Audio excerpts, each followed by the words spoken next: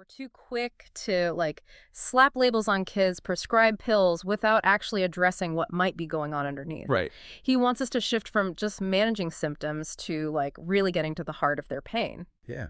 So we're starting to see how deeply trauma can affect us, especially early in life. But then the question is how do we actually heal from that? Right.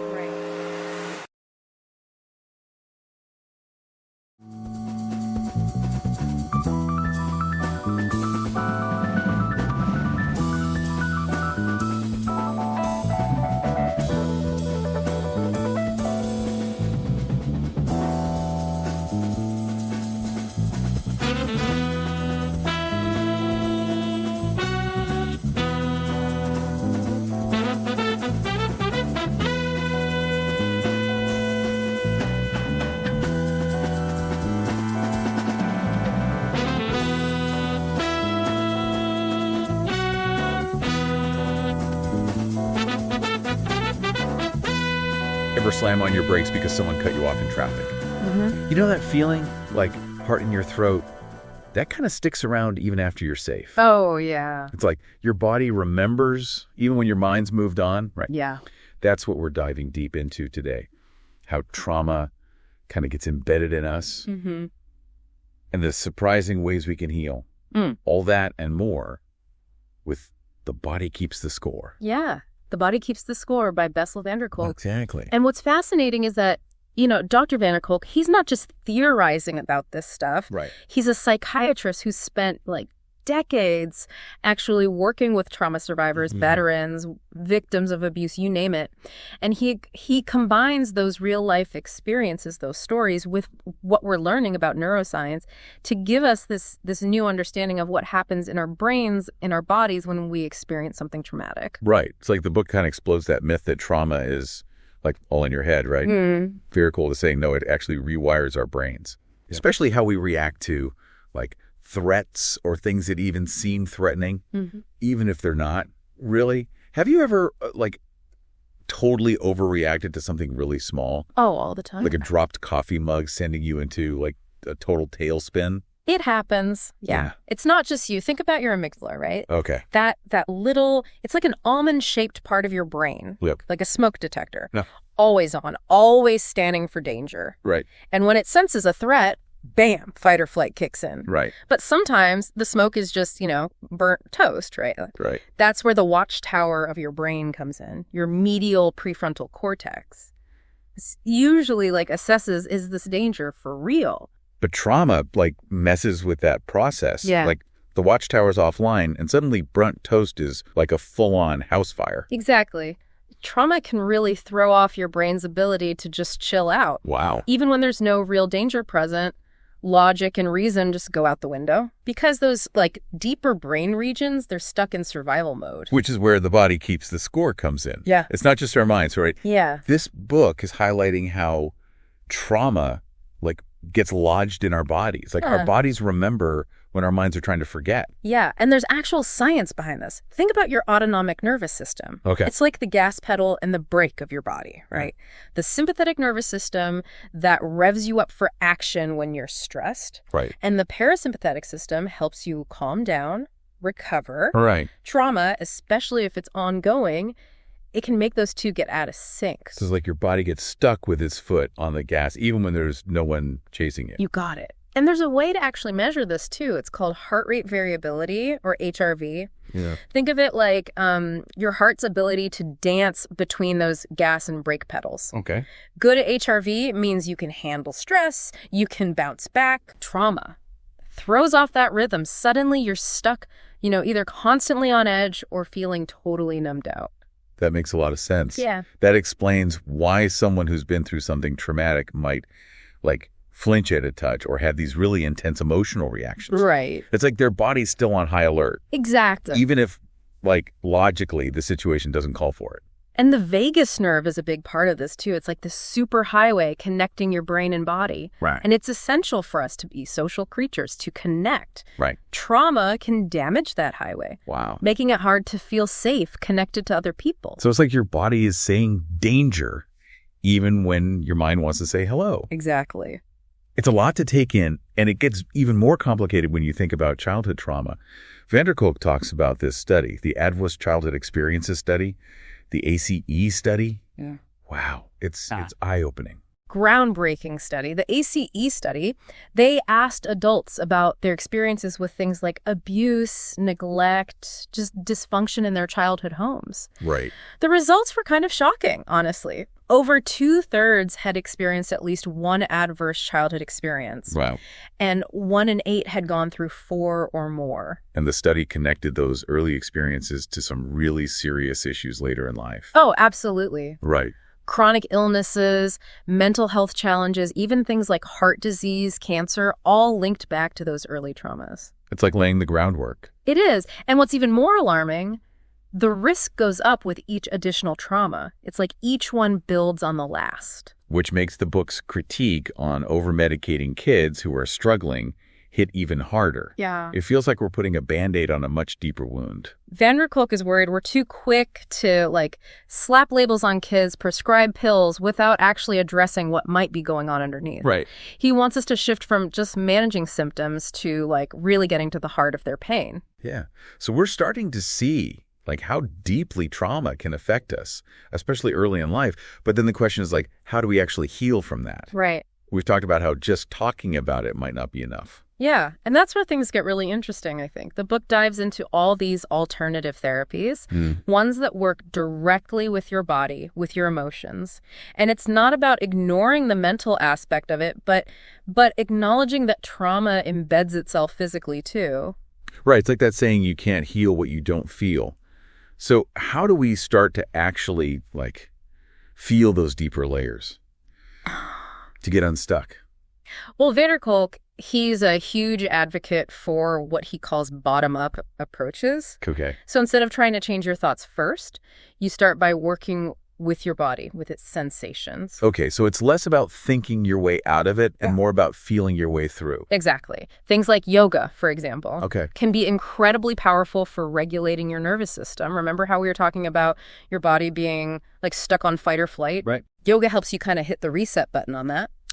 So my weekly yoga class is actually a form of trauma therapy. In a way, it can be. Okay, I'll take it. That focus on breath work, mindfulness, those gentle movements, it can really help you reconnect with your body in a safe way, in a grounding way. And trauma often makes us feel so disconnected from our physical selves. Right. Almost afraid of our own sensations. Yeah, that makes a lot of sense. If your body has, learned to associate touch with danger, it's going to take time. It's going to take a gentle approach to kind of rewire those responses. So yoga, mindfulness, those are things that people might already have in their lives. But you also mentioned neurofeedback, which sounds way more high-tech. Oh, yeah, it's pretty mind-blowing. So basically, they hook you up to these sensors. Okay. They measure your brainwave activity, and you actually get to see your brainwaves on a screen. Whoa, so you're literally watching your brain work. You are. And the really cool part is, with practice, you can actually learn to consciously influence those brainwaves. Yeah. It's like biofeedback, but for your brain. So how does this help with trauma?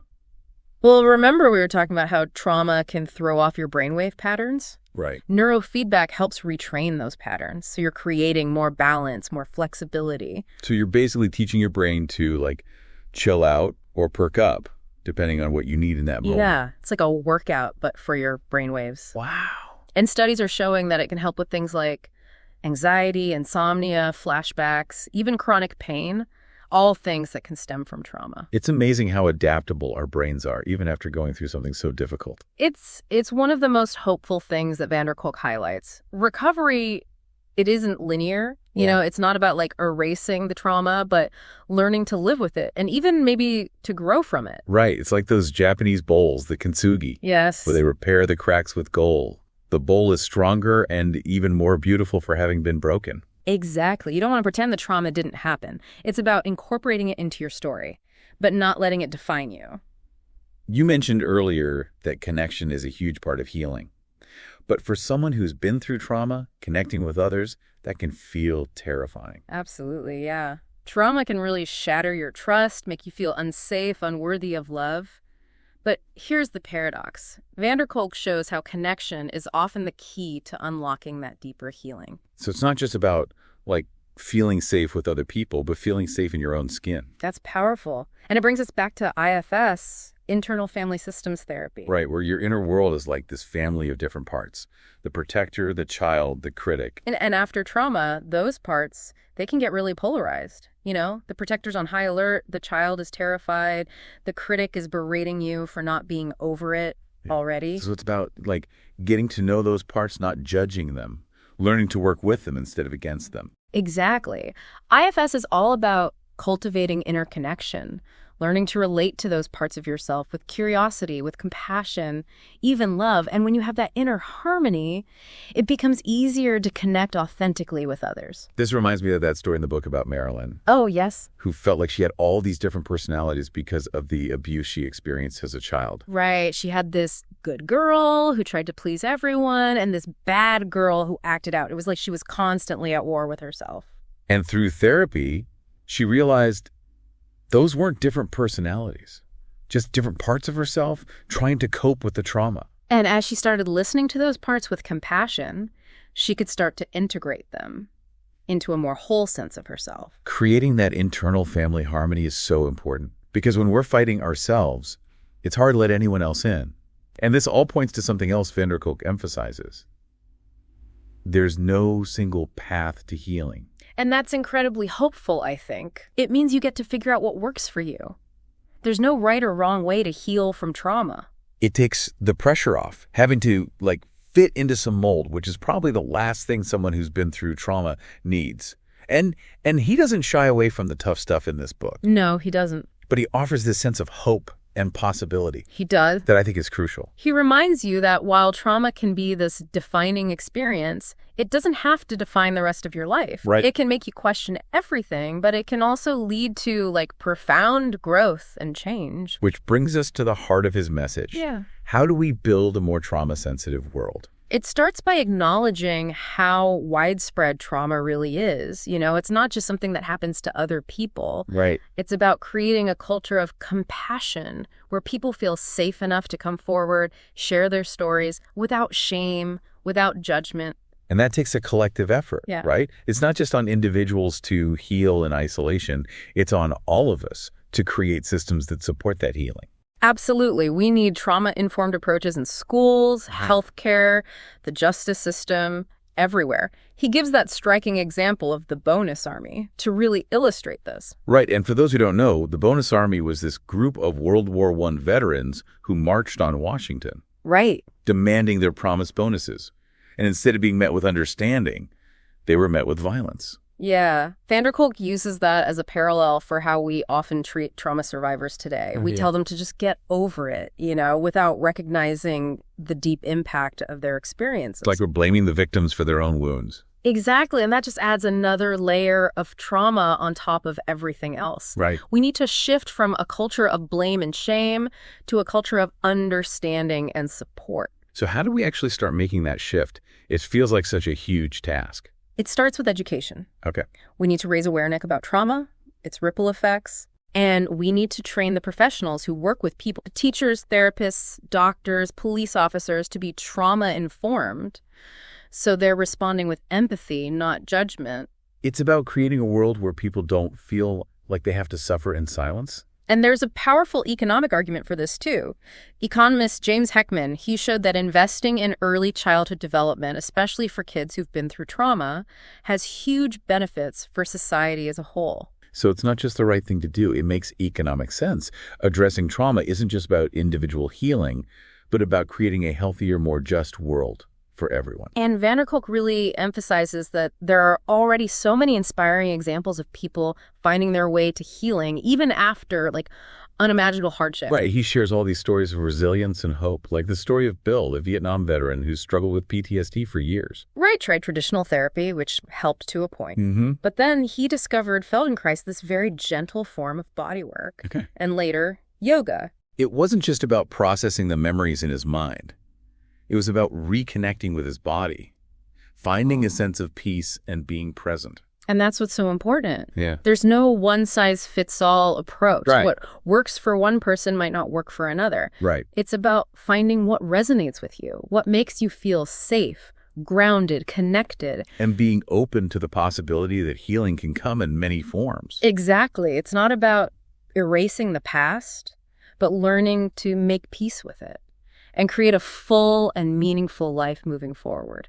You know, one of the things that really struck me about The Body Keeps the Score is how van der Kolk brings in so many different perspectives. Neuroscience, psychology, even history, spirituality. Yeah. It feels like he's weaving together this tapestry of understanding about like trauma and healing. He's really good at that. He's a master at like taking these complex ideas and making them, actually relatable. Like when he talks about the reptilian brain taking over when we're terrified. Oh, yeah. That really landed for me. Right. It's like our brains literally go into survival mode and we're not even aware of it. Can you unpack that a little bit more? Sure. So the reptilian brain is like the oldest part of our brain. Right. Think basic instincts, fight, flight, that kind of thing. Okay. And when something truly terrifying happens, that primal part of us, it can override the more like rational thinking part of our brain. Which explains why someone might like freeze up. Right. Or have this like completely over-the-top reaction to something that to other people seems really small, but their body is reacting to like a perceived threat. Yeah. Even if their mind hasn't caught up yet. Exactly. And what's important to remember is that it's not a sign of weakness. Right. It's just our biology trying to keep us safe. This also made me think about how trauma affects like not just individuals, but whole communities. Oh, yeah. The book talks about like historical trauma, where the effects of trauma like can be passed down for generations. Right, like the legacy of slavery, the Holocaust. Right. The forced removal of indigenous children from their families. Right, these events create these like ripples of trauma. Yeah. That are felt for generations. It's a powerful reminder that we don't experience trauma in isolation. We don't. Right? It's shaped by like our history, our culture, the systems we live in. Absolutely. Which leads to what I found to be one of the most hopeful concepts in the book. Okay. Which is post-traumatic growth. Yeah.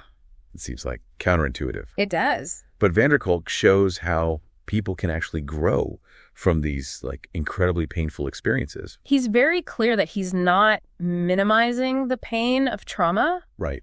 But he also recognizes that it can be a catalyst for really profound personal transformation. Right. He tells all these stories of people who've, they've found deeper meaning. They found purpose in their lives. Wow. Because of what they've been through. It's like that idea that sometimes you have to like break down to break through. Yes. Right. They've faced their demons. Yeah. Done the hard work of healing, and they come out the other side stronger, more resilient. They have a different perspective. Yeah. A deeper appreciation for life. Yeah. Greater sense of empathy for other people who are struggling. One of the most powerful examples he gives of this kind of like collective healing is the South African Truth and Reconciliation Commission after apartheid. Right. Instead of like seeking revenge, they chose truth and forgiveness. Yeah. It's amazing how they created this space for victims to share their stories, to like acknowledge the harm that was done, and to like begin to rebuild their nation. It was a long process Right. and a messy one, but it showed that healing is possible, even after unimaginable trauma. And it feels like that's what van der Kolk is calling for, like on a larger scale. Yeah. Like a world that acknowledges the prevalence of trauma, that creates space for healing, that responds with compassion instead of judgment. He really emphasizes the importance of creating safe spaces for people to tell their stories without shame, to connect with other people who understand, to access resources they need to heal.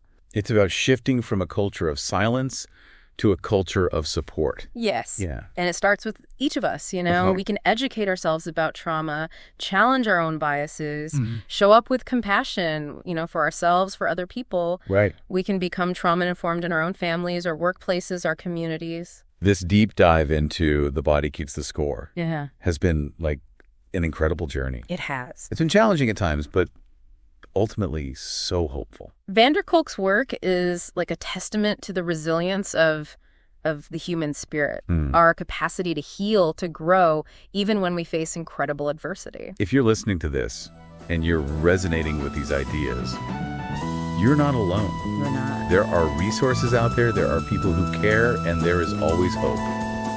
Thanks for joining us on this deep dive.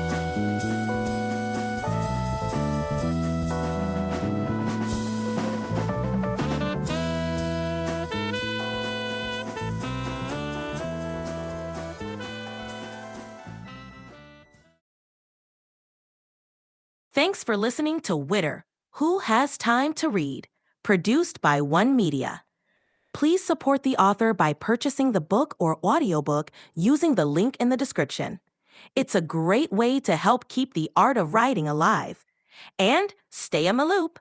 Subscribe to our newsletter for updates on weekly deep dives. And don't forget to share your thoughts or suggest our next deep dive at witterpodcast@gmail.com.